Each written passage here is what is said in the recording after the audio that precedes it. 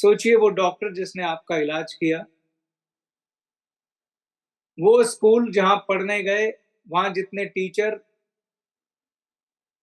उस स्कूल की जिसने बिल्डिंग बनाई, वो किसान जिसने खाना उगाया, वो जुलाहा जिसने कपड़े बुने, वो सैनिक जो बॉर्डर पे खड़े होकर देश की रक्षा कर रहा है, जिसकी वजह से हम एक खुशहाल जीवन जीते हैं,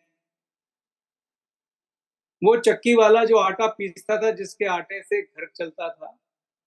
तो अगर आप ध्यान से देखेंगे, वो सब्जी बेचने वाला जो सब्जी बेचने आता है, ये पूरी सृष्टि, इस पूरी सृष्टि में हर व्यक्ति को भगवान ने अलग अलग मैंडेट दिया है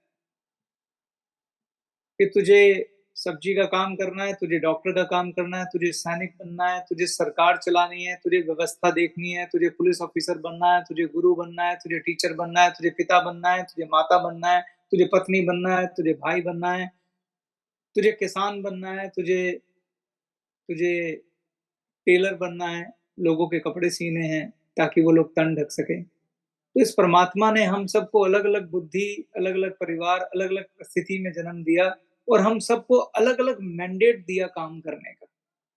अलग-अलग काम हम सबको सौंपे गए कि जाओ और ये काम करो। और जब सब लोग अपना काम कर रहे हैं, तो उस सबके काम करने से इस सृष्टि की रचना हुई है। आप ध्यान से देखिए कि इसमें से कोई भी उपलब्ध ना हो, तो हमारा जीवन कितना मुश्किल हो जाए। इमेजिन करो किसान ना होता, क्या खाते हैं? डॉक्टर ना होता तो किसके पास इलाज के लिए जाते? वो सैनिक ना होता जो बॉर्डर पे हमारी रक्षा के लिए तत्पर है, तो हमारा हाल भी उन देशों जैसा होता जिन पे दिन-रात बम बरसाए जा रहे हैं और शहरों के शहर खंडर बना दिए गए। हम सुख की रोटी, चैन की रोटी खाते हैं क्योंकि पुलिस वाले अपनी दिन-रात ड्यूटी निभाते हैं ताकि क्राइम ना बढ़े, राइट? लोग सरकारें चला रहे हैं, समाज सेवी समाज सेवा कर रहे हैं।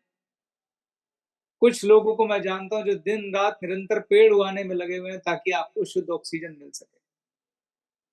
तो हम सब लोग एक दूसरे के ऋणी हैं। गैल में एक ऐसी जगह है जहाँ आप एक ऐसे ड्रीम को लेकर आए, एक ऐसे सपने को लेके आए कि हम यहाँ खूब पैसा कमाएँगे, अपने सपने पूरा करेंगे। गैलवे एक प्लेटफ़ॉर्म है। हम एक डायरेक्ट सेलिंग कंपनी है जहाँ हमारा मुख्य लक्ष्य है प्रोडक्ट्स को बेचना और उस प्रोडक्ट के माध्यम से हम सब लोग अपना बिज़नेस बिल्ड करते हैं, पैसा कमाते हैं। लेकिन मैं जो आज महत्वपूर्ण बात आपसे करने जा रहा हूँ, वो ये है कि हमने हमेशा आप सब लोगों को एक नारा दिया है कि जब आप काम करते हैं तो एक हाथ में परमार्थ और एक हाथ में स्वार्थ को रखें। परमार्थ मतलब परमात्मा, भगवान, खुदा, अल्लाह, ईश्वर और स्वार्थ यानी जिस स्वार्थ के लिए आपने गैलवे को जॉइन किया। जब मैं परमार्थ की बात करता हूँ तो वो यहीं से शुरू होती है कि हमें ये समझना होगा कि हम हमारे नेचुरल पार्टनर कितने लोग हैं। ये तो मैंने आपको सिर्फ ह्यूमन बीइंग्स बताए, लेकिन अगर आप अपनी नज़र प्रकृति की तरफ मोड़ दें, तो प्रकृति के हम ऋणी हैं। अगर प्रकृति ने हमें पेड़ ना दिया होते, पौधे ना दिए होता, खाना कहाँ से मिलता? आपकी माता ने आपको जन्म दिया, शरीर दिया, मगर आपकी माता को शरीर किसने दिया? आप कहेंगे उनकी माता ने और उनको? तो आप ध्यान से देखेंगे तो सबको शरीर दिया माँ पृथ्वी ने। पृथ्वी ने अन्न उपजाया, ठीक? और इस प्रकृति ने हमें क्या दी? ऑक्सीजन दी, वृक्ष दिए, जल दिया, सूर्य की गर्मी दी। तो हम प्रकृति के भी ऋणी।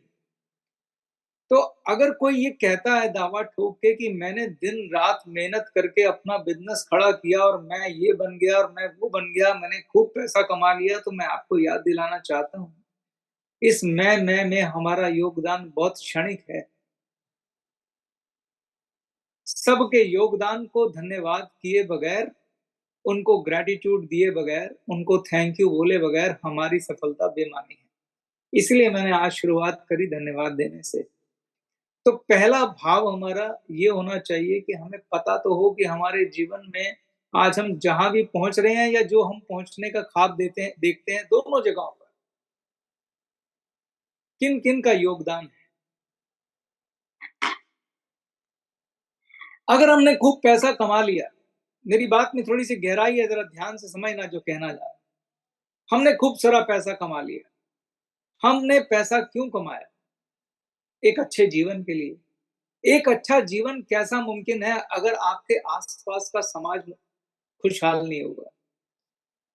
अगर मान लीजिए आप बहुत अच्छा पैसा कमा लें, बड़ी गाड़ी ले लें, घर ले लें, बैंक बैलेंस हो जाए, मगर आपके आस-पास के लोग खुशहाल नहीं हैं, आस-पास के लोग ईमानदार नहीं हैं, आस-पास का समाज अच्छा नहीं है, तो क्या आप खुश रह पाएँगे या डरे-डरे से घूमेंगे?